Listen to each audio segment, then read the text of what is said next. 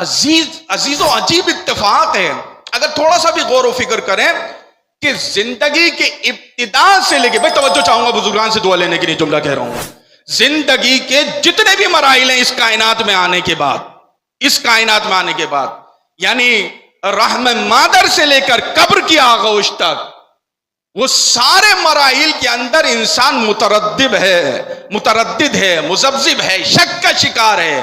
آیا اس مقام تک پہنچ بھی پائے گا؟ نہیں جو رحم مادر میں ہو، آیا انسان شک نہیں کرتا کہ اب یہ دنیا میں صحیح و سالم آئے گا؟ یقین سے کہہ سکتا ہے کہ یہ بچہ 9 ماہ بعد جو ہے وہ صحیح و سالم اس دنیا میں آئے گا؟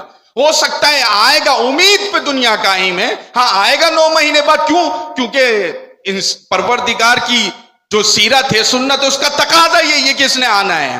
لیکن کوئی یقین نہیں ہے اس کو، لیکن اس کے باوجود بھی انسان کتنا اہتمام کرتا ہے، یہ آئے گا تو میں یوں کروں گا، تو یوں کروں گا. ہو سکتا ہے رحم مادر میں اس کا انتقال ہو جائے، کیا ہوتا نہیں ہے؟ ایک مسئلہ یہ ہوا. اچھا چلے رحم مادر سے اس دنیا میں آ گیا، ابھی یہ جوان ہوگا تو اس کے لیے بینک بیلنس بنا دوں، اس کے لیے پالیسی کر لوں، میں اس کے لیے یہ کر لوں، اس کے لیے بنگلہ خرید لوں، اس کے لیے گاڑی خرید لوں. کتنا اہتمام کر رہا ہے. کیا اس کو یقین ہے؟ کیوں اہتمام کر رہا ہے؟ کل یہ بڑا ہو کر میرا بازو بنے گا، کل یہ بڑے ہو کر میرا بازو بنے گا، میرا خیال کرے گا.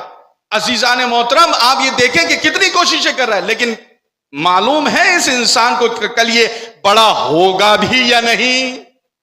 پھر اس کے بعد ہاں یہ کالج یونیورسٹی کے بعد یہ ڈگری لے گا اور یہ لے گا، پورے ایک الہ آخر قبر کی آغوش تک. آیا یہ جوانی کے بعد بزرگ ہوگا بھی یا نہیں ہوگا؟ ہر انسان ظاہراً انسان نے اپنے ذہن میں تصور کہ کم از کم 50 سال تو اس دنیا میں آدھی زندگی کے اعتبار سے جیے گا ہی جیے گا. لیکن یقین پھر بھی نہیں ہے. اگر یقین ہے کسی چیز کا تو وہ فقط اس بات میں ہے کہ اسے کل مرنا ہے یا آج کسی بھی لحظہ مرنا ہے. آپ یہ دیکھیں کہ جس کام میں اس کو یقین نہیں ہے اس کا تو اتنا اہتمام ہے، لیکن جس کام میں 100% یقین ہے اس کا کوئی اہتمام نہیں ہے. اب مجھے میری ذمہ داری کیا بنتی ہے کہ میں کتنا اپنے آپ کو موت کے لیے آمادہ کروں. کتنا اس دنیا میں مجھے نہیں معلوم ہے کہ میں اس ممبر سے اتروں گا یا مجلس بھی کامل کر پاؤں گا یا نہیں کر پاؤں گا. یہ تو یقینی امر ہے نا کہ موت تو آنی ہے. تو پھر موت سے فرار، دعائے کو مل کے کتنے بہترین جملے مولا کائنات کے، وَلَا يُمْكِنُ الْفِرَارُ مِنْ حُكُومَتِكَ.